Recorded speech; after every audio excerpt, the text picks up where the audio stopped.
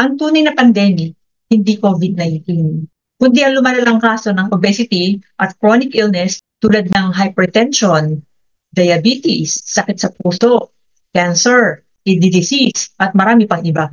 Nakakalungkot isipin na tinanggap na ng buong Pilipinas at ng buong mundo ang ganitong sitwasyon na para bang wala ng solusyon kahit meron naman.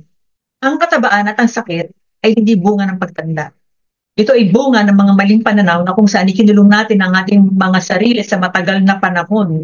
Kaya mali din ang naging lifestyle choices and practices. Meron akong ipapakitang video, panoorin mo, and then magbibigay ako ng reaction base sa aking mga napag-aralan at obserbasyon. Kahit maraming empleyado na ang bumalik sa pagtatrabaho on-site, meron pa rin mga gaya ni Aaron na nananatiling work from home. Aminado siya na nadagdagan ng kanyang timbang, hindi na niya ito ipinagtaka. Yun nga lang, ramdam na niya ang epekto nito sa kanyang kalusugan. Bumalik yung gout ko nitong work from home. Natapos, yun nga, dahil kasama rin ng paglaki ko, parang naging conscious na rin ako na baka mamaya meron akong sakit sa puso or what. Sinasabi niya na bumalik ang gout ko, lalo na nang bumigat ako at natatakot siya na baka may sakit na siya sa puso. Sa bawat 5 points na pagtaas ng timbang mo, nataas ng 32% ang chance mo na magkameron ka ng cardiovascular disease base sa pag-aaral. Malinaw na meron ka ng sintomas na namumuo na may kinalaman sa heart disease risk dahil nga tumataas ang timbang mo. Kapag nataas ang timbang ng isang tao, ang namumuong inflammation tulad ng gout, hypertension, at marami pang iba ay indicative na dapat ka nang mabahala. Walang sakit na gagaling at walang timbang na bababa kung ang eating lifestyle ng bawat tao ay gaya ng dati. Ano yung tinutukoy kong eating lifestyle? 3 meals, umaga, tanghalian, hapunan, tapos may 2 hanggang 3 merienda. Bawat pagkain, carb-loaded, plus meron pang mga junk foods at maraming desserts. And kaugnay nun, sinamahan pa ng inactive na lifestyle. So what do you get? Weight gain plus chronic inflammation. Kaya yung sinasabing bumalik ang gout, temporary healing lang yung nangyari sa kanya noon. Hindi talaga siya totally healed. Maaaring nangyari yon dahil meron siyang gamot na ininom to temporarily suppress the symptoms, to alleviate the pain or suppress the pain sensors, but not totally gamutin yung root cause ng illness. Kasi if you are practicing the same old eating lifestyle, tapos naggamot ka, tapos inactive yung lifestyle mo, walang mababago. Ganun talaga yan, pabalik-balik lang. Ang trabaho ng gamot sa chronic inflammation ay hindi magpagaling, kundi mag-suppress lamang ng symptoms at i-block ang pain sensors. Kapag symptoms lamang ang na-address, anytime yung sakit mo, babalik yan. Kasi ugat ng sakit o malalim na dahilan sa loob ng katawan, bunga ng maling pagkain at inactive lifestyle, ay hindi nasusolusyonan. Kabilang si Aaron sa sinasabing 4 sa bawat 10 Pinoy na overweight at obese. Base ito sa inilabas na pag-aaral ng Department of Science and Technology, Food Nutrition Research Institute o ang 2021 Expanded National Nutrition Survey kung saan higit 30% ng mga edad 30 hanggang 59 years old ay overweight. Higit 10% naman ng parehong age group ang obese. Ang pangunahing dahilan ayon sa ahensya, ang hindi pagkain ng masustansya at kakulangan sa wastong ehersisyo. Sinasabi ng DOST na ang pangunahing dahilan pagtaas ng obesity at chronic disease ay dahil hindi kumakain ng tao ng masustansya at wala ng ehersisyo. Ikaw, pag sinabing masustansya, anong pumapasok sa isip mo? Ako before, pag sinabing masustansya, ang una kong iniisip ay gulay, prutas, walang karne, isda lang. At kapag nag-research ka sa internet, tinype mo ang salitang healthy eating or diet, wala kang makikitang pictures doon kundi mga raw vegetable salad, prutas, lahat ng greens at makukulay na gulay. At alin ang wala? Seafoods and red meat. At dahil sa paniniwalang ito, natakot ang mga tao sa salitang diet at yung tinatawag na masustansyang pagkain. Dahil nga pag sinabing masustansya, para mo na rin silang pinagkaitan sa pagkain ng red meat, which is one of the food staple ng mga Pilipino. Ang definition po ng masustansyang pagkain that includes mostly red meat.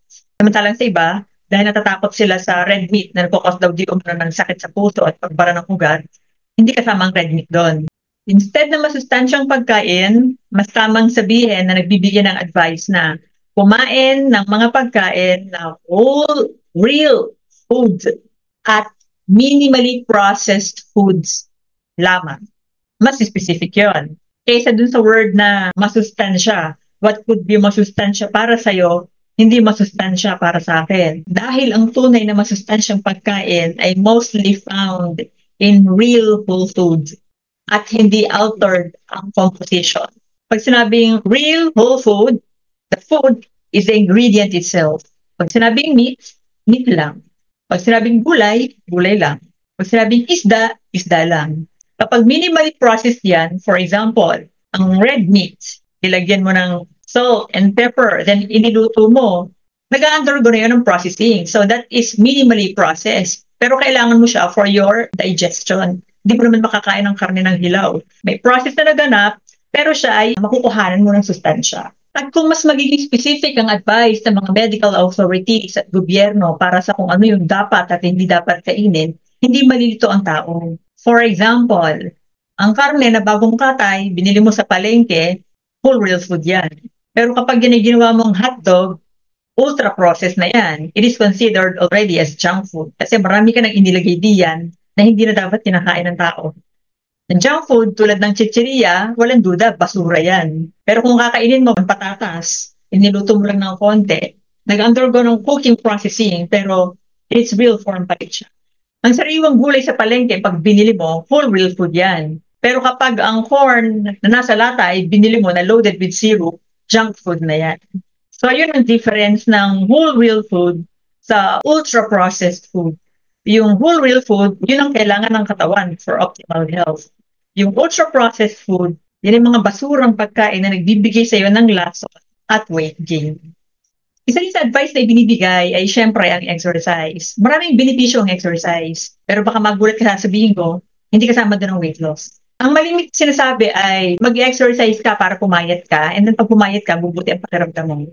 Ang iniisip to rin ng tao, pagka na-achieve mo na yung body mass index mo or tamang timbang base sa height mo, magiging mabuti ang pakiramdam mo at gagaling ka na. Hindi po yun ang katotohanan. Although mas malaki yung chance na pag nababawasan yung timbang mo, provided na ginawa mo siya ng tama, mas bumubuti yung pakiramdam mo kaysa dati. Pero hindi laging yun ang nangyayari. Kung ang pagbabawas ng timbang eh, ginawa mo ng tama, tamang pagkain plus modest exercise, yun. Yung sinasabi kong tamang pagkain, yun yung sinabi ko kanina, and then pakiramdaman mo yung sarili mo.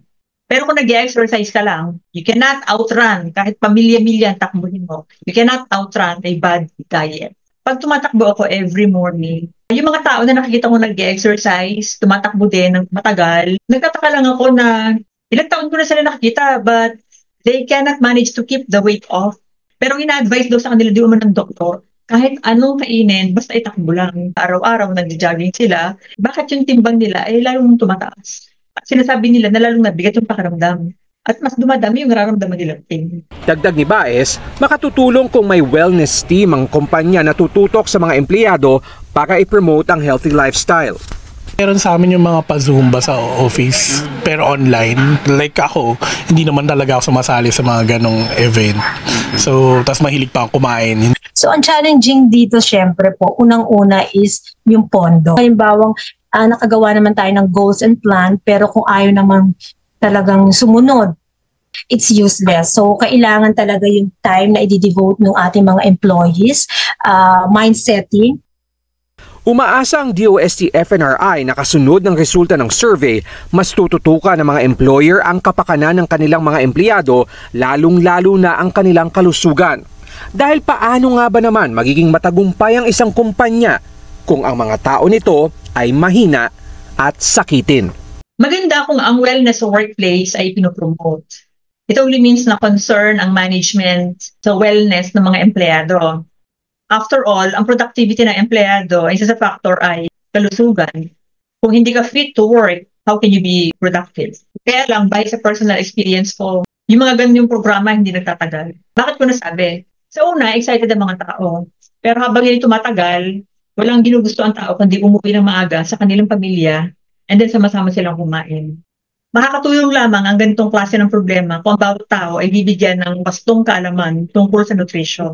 Yung madaling sundin, madaling gawin, hindi complicated, na nasa workplace man sila o nasa bahay ay kaya nilang gawin. At syempre, ang pinakamaganda, kapag tinutulungan ng management ang tao na magkameron ng resulta sa kanilang ginagawa at mas may influence ang iba na gayahin sila.